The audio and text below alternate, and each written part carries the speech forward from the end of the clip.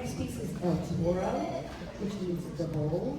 And so hopefully we will give you the energy, yes, that you would feel if you were facing a bull.